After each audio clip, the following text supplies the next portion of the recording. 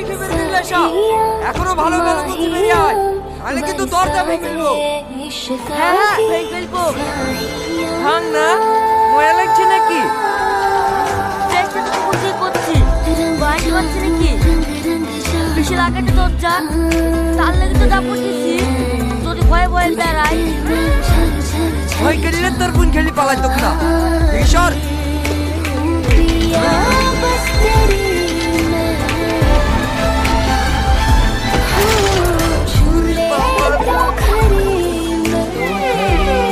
বলো না দাদা, বিশাল একটা এভাবে হবে না।